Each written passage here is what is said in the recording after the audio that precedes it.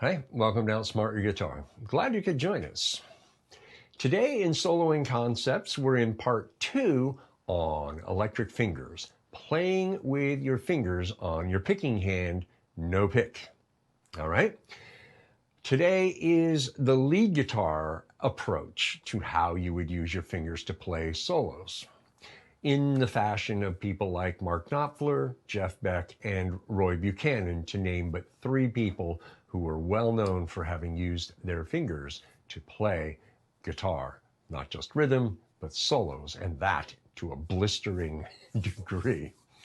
All right, so let's get right to it. Be sure to let me know what you think in the comments section, and be sure to like and subscribe to Outsmart Your Guitar along the way. The first thing I want to address, when you're playing lead parts on the guitar with your fingers, is how your fingers are going to be addressing the strings. So what you do is, instead of doing this, and you can see here, my thumb is in the good position, but my fingers, they're plucking along the length, even sliding along the string before they're able to get any grip. So what you do is you angle your wrist, not hard, just a little bit like this. And that way you bring your thumb out like this, and it's parallel to the string between the tip and the first joint, and you can pluck it. Now your first finger now is plucking across the string instead of along the length of the string. And that gives you the ability to get a good sound out of it. So here's the exercise. Just pick a note and play thumb, first finger. And get comfortable with that.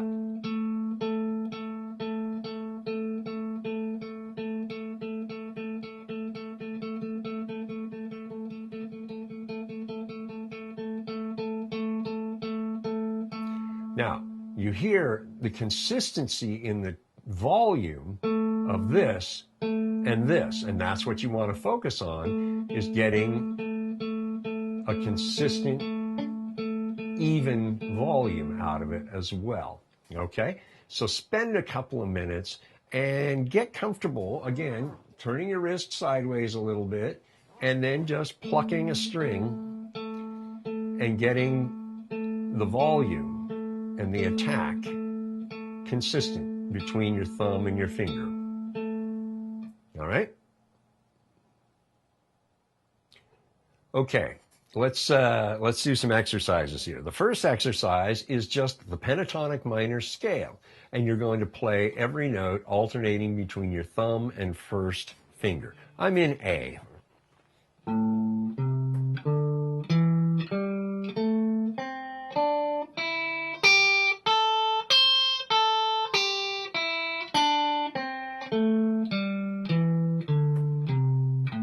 Notice how I'm picking. You'll notice too, when you have your wrist slightly bent, you notice how the thumb is out here and the first finger's back here. They're not clashing with each other, bumping into each other at all. And that's the whole idea here. So I call this the hitchhiker's thumb. You keep it out here at all times so that your finger or fingers will pass behind the thumb, and the thumb will pass in front of instead of clashing into each other. All right? So play this pentatonic minor scale up and back, alternating between your fingers for a couple of minutes. The next exercise, you're going to alternate between your thumb and your first finger, but you're going to be doing it by changing strings. So what I mean is, you're going to play the pentatonic minor scale again, but you're going to hammer on your second note.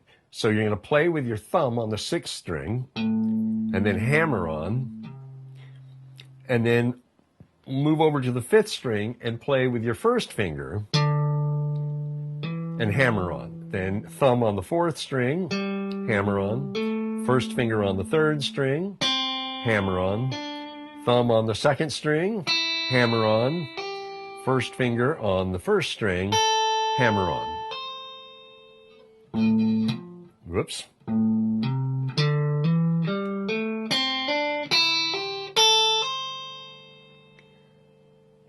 Okay, and that's what I want you to do. And the reason I'm having you do this is because part of playing with your fingers is you're not necessarily playing every note. Just like when you're using a pick, you often will use hammer-ons when you're playing ascending runs, right? So get comfortable with this. But now the difference is that I'm alternating fingers when you change strings, right? So thumb, first, thumb, first, thumb, first. All right? So spend a couple of minutes getting comfortable with the idea of alternating your fingers when you move to the next string.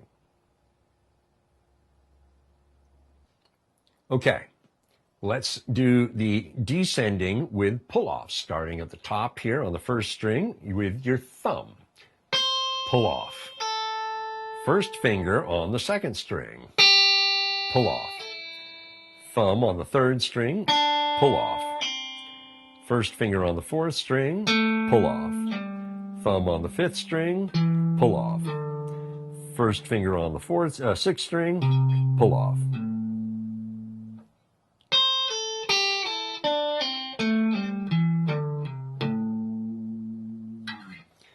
Okay, so practice that. Remember, starting with your thumb, first, thumb, first, thumb, first, changing from thumb to finger as you move to the next string.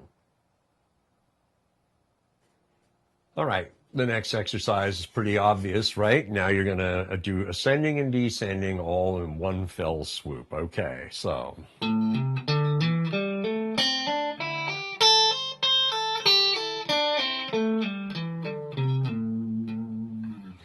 And just try to make it nice and smooth.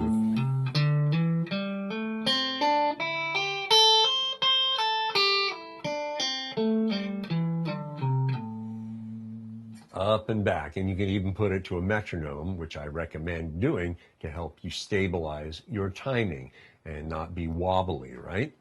So do this for a couple of minutes. Just get comfortable hammering and pulling and alternating between your thumb and your first finger as you change strings. All right, I want to teach you a lick that you may already know, but now you're going to play it with your fingers. So the lick goes like this. And that's it. Now, you're starting on the 7th fret of the 3rd string, and you're going to bend that up one full step, and you're going to play it with your thumb. Now, you're going to lay your first finger on your fretting hand across the 5th fret of the 2nd and 1st string. The 2nd string you're going to play with your first finger. The 1st string you're going to play with your 2nd finger. Then you're going to fret the 8th fret of the 2nd string with your 4th finger and play with your thumb and pull off.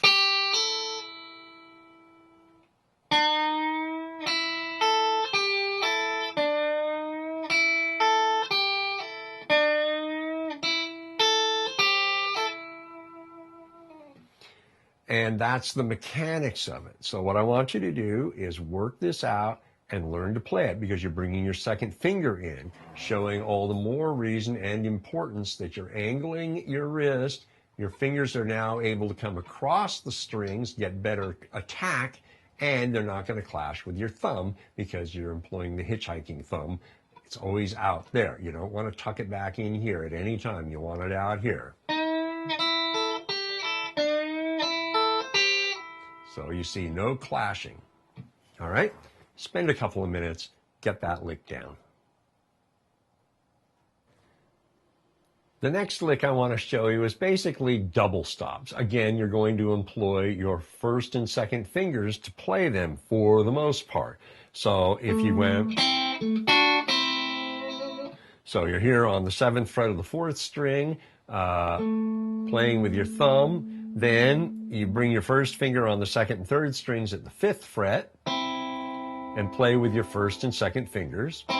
Back to the thumb and the 7th fret of the 4th string. Lay your 3rd finger down, 1st and 2nd fingers on the 2nd and 3rd strings. And then your 1st finger at 5 on the 2nd and 3rd strings.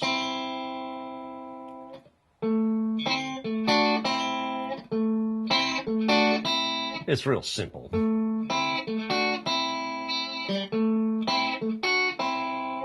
Just the idea. And you can do variations. Right?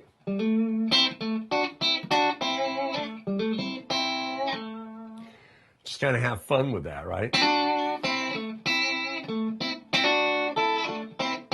And you can bring this one in. Now, you can play double stops with your thumb and your 1st finger. When you're up here,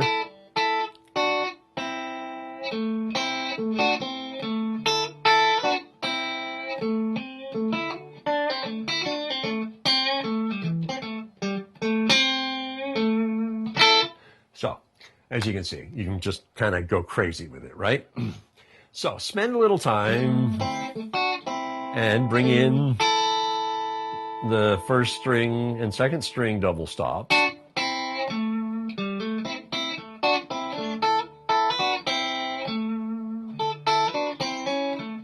Right? Okay, so I could go nuts. Anyway, have some fun with that, playing double stops. You can use your 1st and 2nd finger, and you can use your thumb and 1st finger as well, depending on where it works most comfortably. And that's what you have to pay attention to when you do that.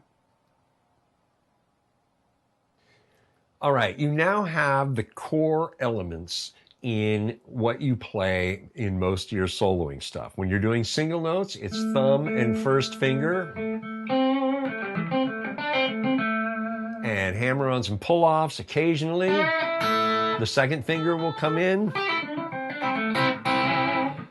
Double stops, 1st and 2nd finger. And then, one last thing, a rake. You can do it like this or with your thumb. It doesn't matter. Just, it depends on what you're doing and the context of the rake. So, here's what I want you to do now.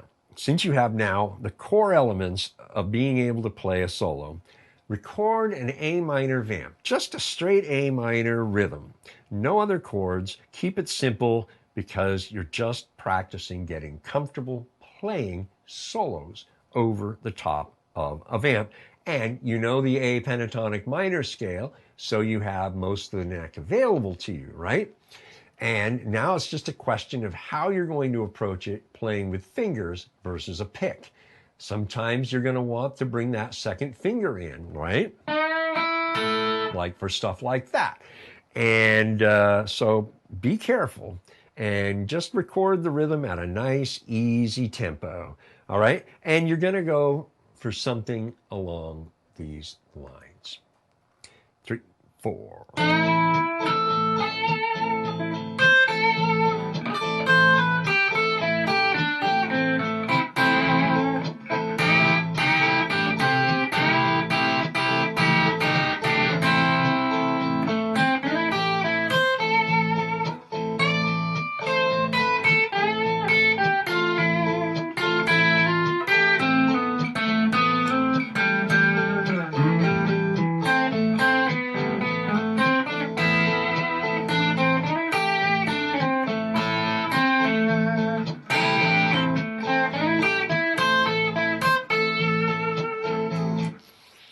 And you just go and go.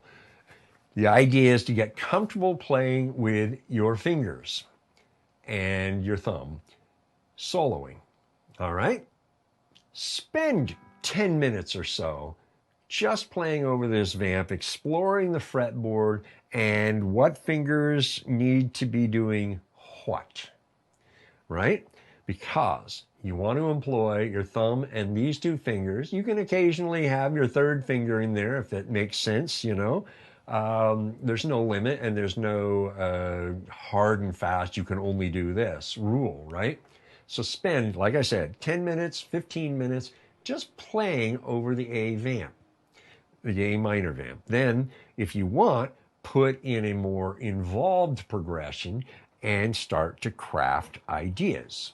Okay? Getting comfortable with your fingers playing everything.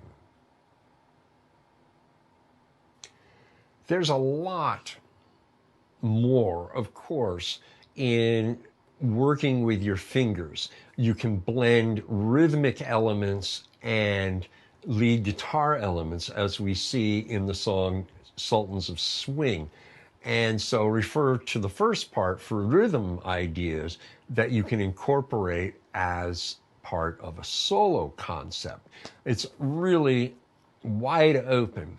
Your fingers afford you a lot of flexibility that sometimes a pick does not allow or provide. And that's even including if you're hybrid picking. Sometimes hybrid picking is sort of there, but you get rid of that pick and use your fingers. That gets you all the way there. So you have to decide if hybrid picking or just flat out all fingers on deck picking is the better approach for a given solo, right? And yeah, so the idea here is you just really dig into this. Now, I want to give you a really clear caution. Blisters. If your fingers are starting to ache a little bit, stop, because that is the precursor to blisters beginning to form. If you're not a finger picker, you're going to run into this problem. If you are a finger picker, like on an acoustic guitar, you're not going to have the problem as much. You may a little bit because you're using your fingers in slightly different fashion, playing electric guitar or soloing versus acoustic guitar finger style.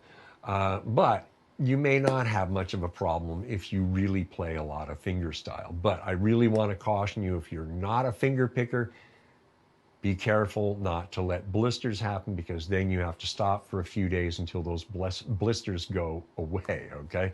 And we don't want you to suffer that horrible thing, even though we all have who finger pick. I know I have. Okay, so that'll do for this lesson. Thank you again for watching this and getting the information that you need to help you to begin playing with your fingers in the style of those guitar players we mentioned at the beginning. It's a lot of fun. It actually gives you a whole other way to approach soloing, because you have to think about it differently. And that's really pretty cool when you have to employ a different approach to creating a solo. It helps you to explore paths you may never have considered before. And that's always a very good thing. All right. Thank you again for letting me be your teacher. I appreciate the time you spend learning from me. I really enjoy building these lessons for you. All right. With all that in mind, you take care, and we'll see you next time.